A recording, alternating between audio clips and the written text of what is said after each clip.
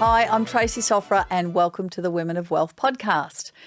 Let's talk about women and investing, and I want to share my 5 key tips for women investors today. But let's talk about women and investing as a topic because it doesn't get mentioned very often, and when it does, there's probably a lot of misconception around that.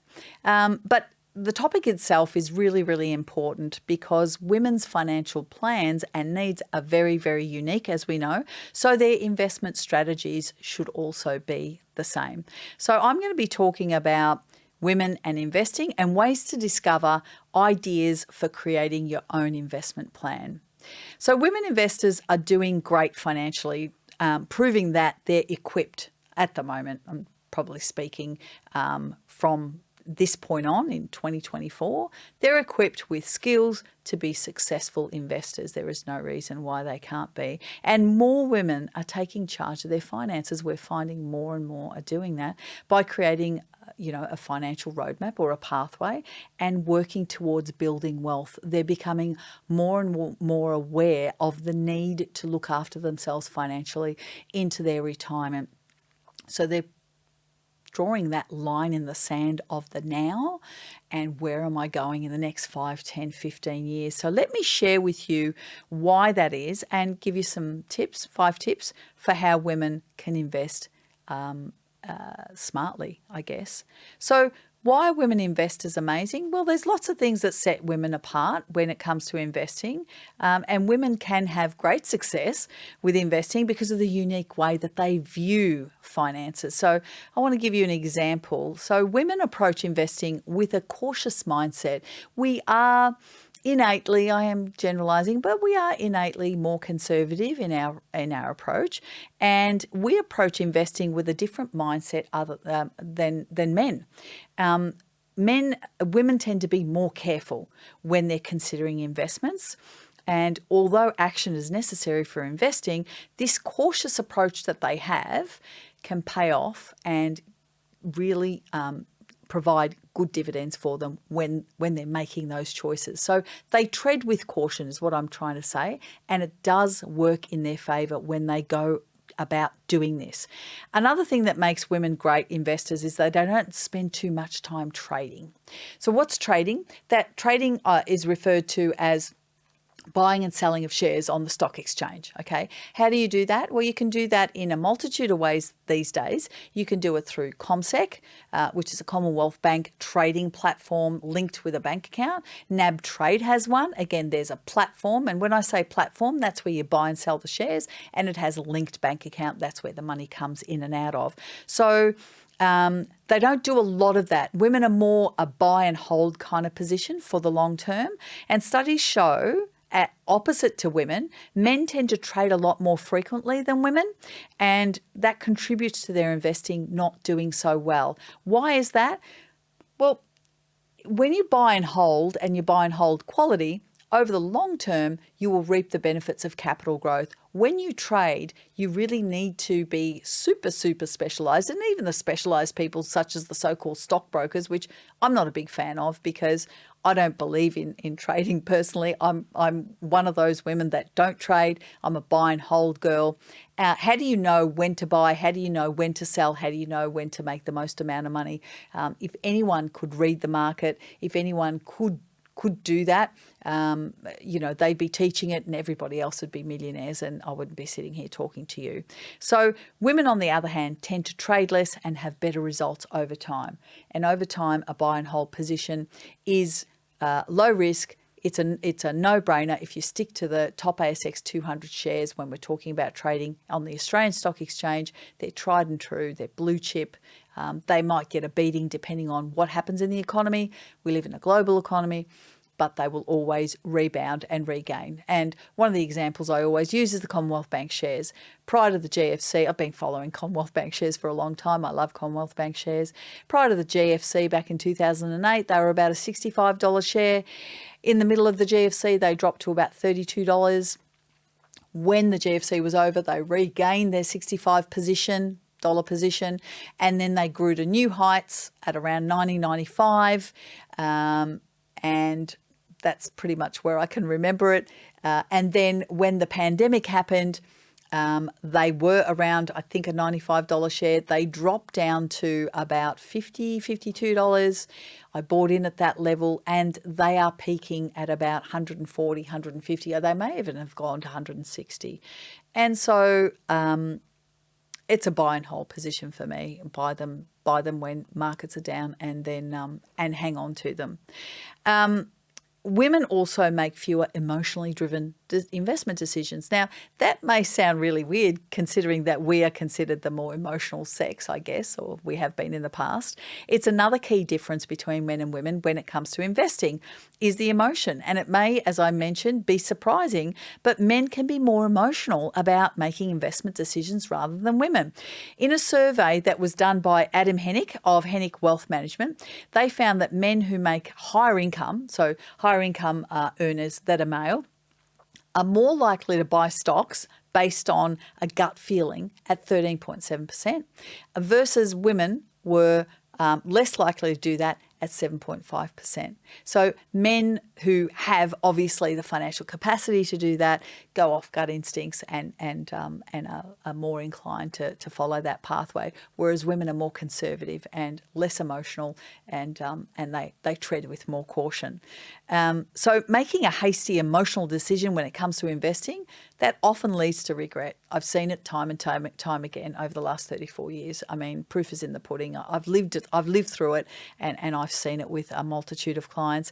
So it's better to take time to research and to be sure that you have the best chance of financial success. Tread with caution, be conservative, and there's no room for emotion when it comes to investing, without a doubt. You've got to use your nog, right? Women also give time for their investments to grow. Women understand that time is of the essence when we're looking for capital growth. Capital growth meaning that if you've got a portfolio that's worth 10,000 over the long term, you want that to grow, double to 20, 30, 40, 50, depending on what rate of return you've got, depending on the time frame that you've got. So they give time to their investments, and according to analysis by Fidelity found that female investors are starting to invest when they're younger. For example, between the ages of 18 to 35, and they're opening brokerage accounts. So brokerage accounts are exactly what I spoke about when it comes to CBA and NAB, and the average age is about 21 that they're opening these brokerage accounts, whereas the older generation tend to wait a lot longer to open a brokerage account. But that's good news that the 18 to 35-year-olds are getting on top of that, because they're going to get the power of compound. When you look at growth of an asset, it requires two things. It requires time and it requires money. We can make more money, but we can't make more time. So time is the most important ingredient to having growth over the long term. So they also found, but I'm just going back to Fidelity, they also found that millennial women are investing outside of their retirement more often than previous generations, meaning outside of super. So they're investing in non-super investments. So they're investing in, say, managed funds or ETFs, which are exchange-traded funds, or direct shares in their own name, by using these platforms. Again, like a CommSec or a NAB, or you may even be using a Macquarie like I have been. And this is great news, because investments that are made sooner, as I've mentioned, has the capacity to grow more with more time if it's got more time. So if you delay, if you go on to Money Smart, it's Money Smart website, and they have, here's a quick little tip for you. Go on the Money Smart website, and they've got an amazing array of calculators, and there's a compound interest calculator in there. And if you put a certain amount as your starting point, and the amount of money you're going to add to that strategy. And then if you look at the rate of return that you're potentially going to have, which means what's your risk profile? If you're more of a balanced, you might go for an 8-9%. And then the time frame of which you're going to have that investment over, it will show you what that would be worth in, say, 10 years' time. If you go further down in that calculator, and if you delay it by a year or 2 years or 3 years, just put that figure in there, it will show you the difference of the outcome. It is substantial. Do yourself a favor and do this exercise, and you will see by delaying by even 12 months to 2 years, 5 years will be a substantial difference. You will see the end result will dramatically change, and will go to prove and show you, a tangible show you on that calculator that waiting is so detrimental. So time is of the essence. So have a look at the Money Smart website for that. So let's jump into the 5 tips how women can invest smartly. So before choosing an investment platform or investment products or financial assets, consider how you can use or be sure that you are investing smartly when it comes to this. So here are 5 tips that I'm going to quickly run you through to get your head around this. So again, there's that word, set financial goals, right? So if you're going to invest your money, then you want it to grow, and you probably have a good reason for that, obviously, but you might be thinking of retirement savings. You might be thinking of long-term goals like saving up for a house or a holiday or some irregular expense or education costs. When making investment decisions, setting financial goals is going to allow you to know how much money you need to set aside.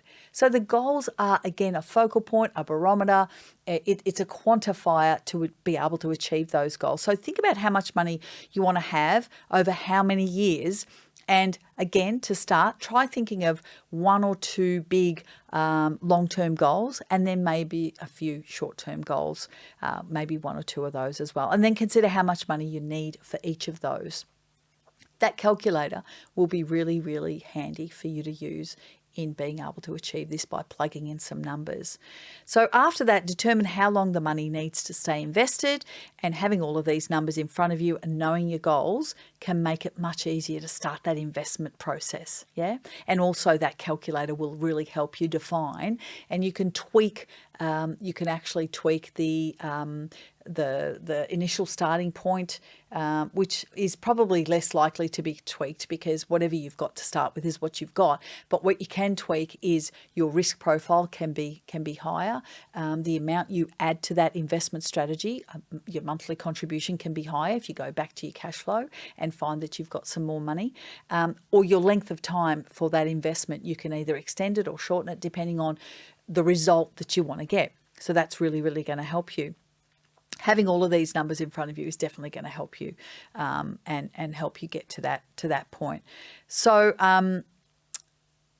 next thing you want to be doing, so just on that, make sure you get to that website and crunch those numbers. Next thing you want to be doing is you want to be making sure that you do your research, right? So rather than simply choosing the first investment that comes along, okay, it's important to form an understanding of how your money will be invested.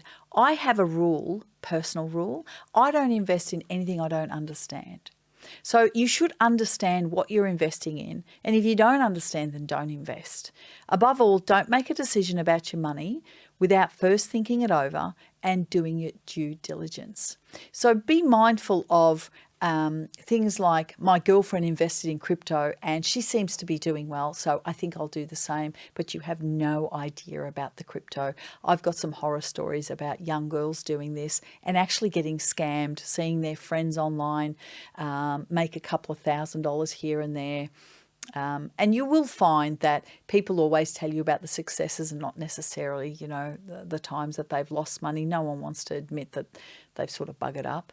And then the girlfriend's gone online and found a different website, crypto, and it was a total scam. Lost a ton of money of her savings. The website shut down, and there's no way of finding these people. So be very, very mindful. Do your due diligence. Do your research.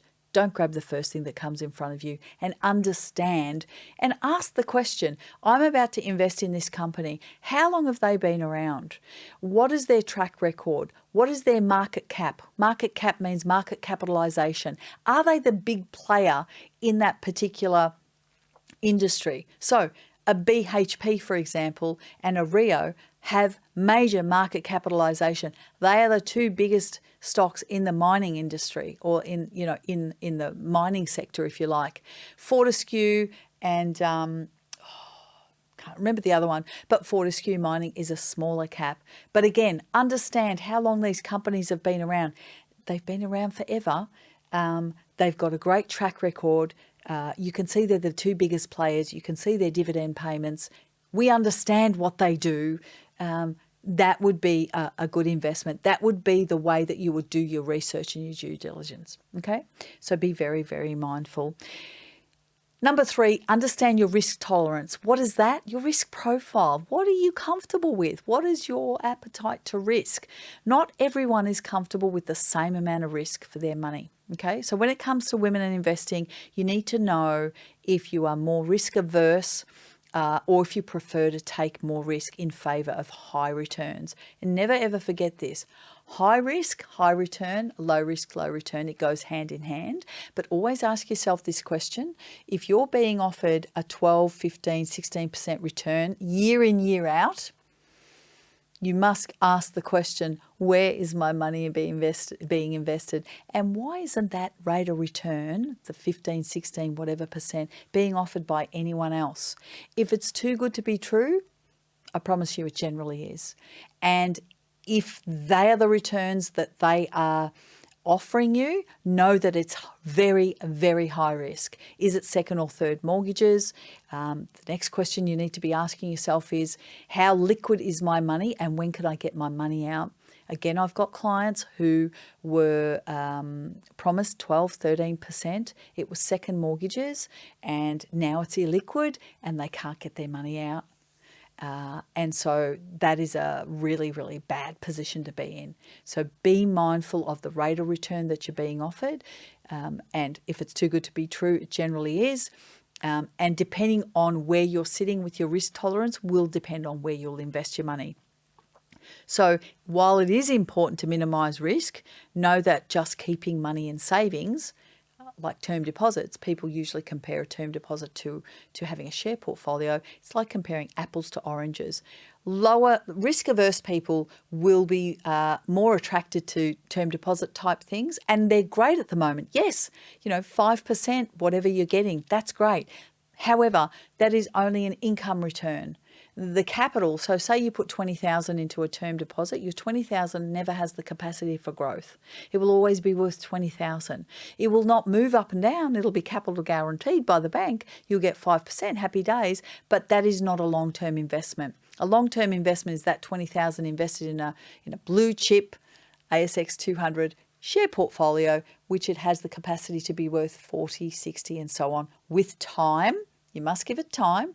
And time doesn't mean 3 months, 6 months, 12 months. Time means 10 plus years. Yeah. At least 5, 6, 7, 10 plus years. And it has the capacity for growth and it will pay you an income return as well in the form of dividends. The term deposit cannot grow and will only give you an income return. So 2 different types. Can you have a combination of the both? Of course you can. You can have some in a term deposit, you can have some in shares for those who are more risk averse. So make sure that you get the information that you need about investing and be comfortable with the ideas that are presented to you.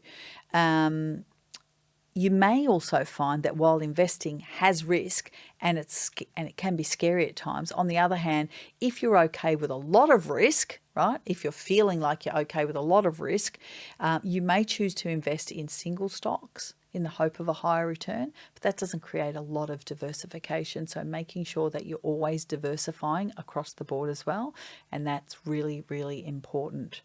Okay, so moving on to point number 4, have a strategy and make sure you're diversifying that strategy. So before you make an investment choice, be sure to have a plan and diversify your investments. Diversification is another way of reducing the volatility and the risk of the portfolio. An investment strategy involves the values that you use to determine the investments you make, which ultimately lead to reaching your money goals, right?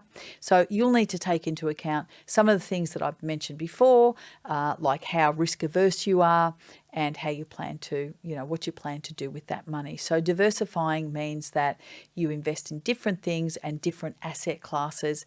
And so you're considering, maybe some cash, maybe some fixed interest. Cash is always a given with managed funds because they will always have a cash component, which is the operative account to make that managed fund work. But you might want to do some direct shares, you might want to do some direct property, you might want to do some REITs, which is real estate investment trusts. If you can't buy direct property, you can get access to the real estate asset class through REITs as well. So diversifying means you choose several different investments so that you don't have all your money invested in one asset type. And if that asset type hasn't done too well, then your whole portfolio goes down. So in the last 12 months, I'll give you an example. From about, the November 23 to November 24, the asset class that has outperformed every other asset has been international shares.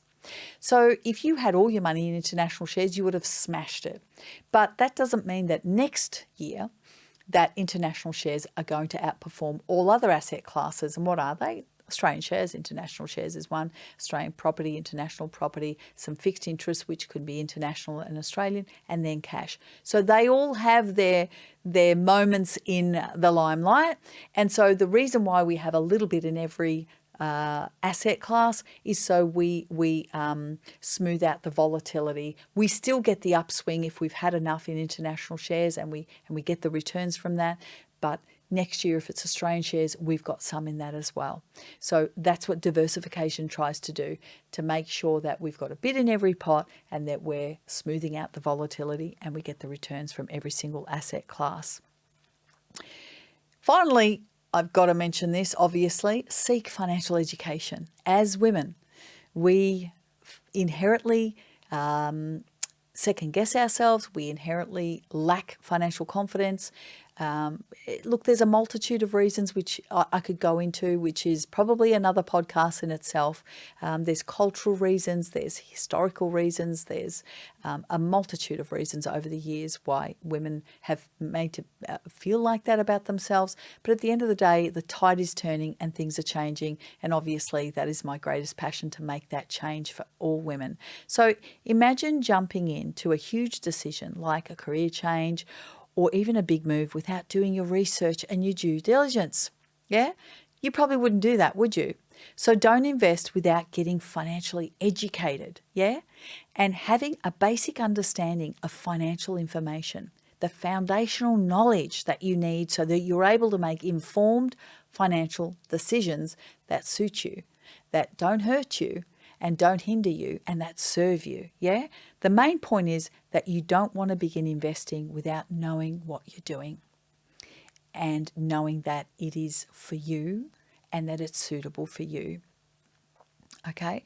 So although you don't actually need a degree, or you don't need to be qualified in the finance industry, you don't need to do that to get started. But to get started, understanding those basic financial principles and financial information and becoming financially confident will be the difference between achieving your goals or falling short of them. And that is not difficult to do. That is very, very easy to do. So why are women investors important? Well, women investors are important for their own futures and basically for their own future and others. And not only are women these days the main female bread earner for their families, but they also have big financial goals and dreams to accomplish. Women need to be great investors for their own futures and for their own families now, and to create a greater awareness for others about what women are capable of with money. So since women are not really, as I've mentioned, confident in their investment knowledge, according to Morningstar, that is another information house, it's vital that women learn all they can about finance and investing. Not only is this going to help their own futures, but also the generations of women who will invest for the future and in their own future. So if women today can make a huge impact, then they will likely increase confidence for other women about women's wealth and what can be done financially. So it is a self-fulfilling prophecy. It is a confidence booster. It has a ripple effect, and it's an absolute must. Okay, there's a bright future for women and investing. That's what I believe, and that's what I believe this is going. And therefore, I'm always an advocate of women and building their financial knowledge and getting the right information so that they're in a very well-informed position to be able to make these decisions. The one thing that women investors can improve on is their investment confidence, without a doubt. It's apparent that women are amazing at investors, as I've already made mention. They're cautious, they do their due diligence, and they don't trade, and they take time, and they've got all of these great traits that are working in their favour, and so they can be very successful by using all of those traits to reaching their financial goals. And women's ability to invest wisely, it really sets them up for a secure financial future. And you too can be an amazing female investor. There's no doubt in my mind. It's all about educating yourself and getting the right financial education to get you on track towards your money goals. Are you ready to become a successful woman investor? Because if you are, increasing your financial literacy and learning how to grow your money and achieve financial success is not hard. It's simple. You just need to know who to go to, who to trust, and where to start. So if this is something you want to explore, speak to my team. Make sure you book a call with one of our strategists. They are amazing women, and they're going to help you towards the path of financial freedom. Simply go to our website, wowwomen.com.au, click onto our programs, and best of all, the call is free. And make sure you subscribe to our podcast and our website if you like, and on your favourite podcast platform. And I will speak to you in our next episode. Check out our previous episodes that are all interlinked and intertwined anyway. If you haven't heard any of the previous episodes, I will speak to you on the next podcast.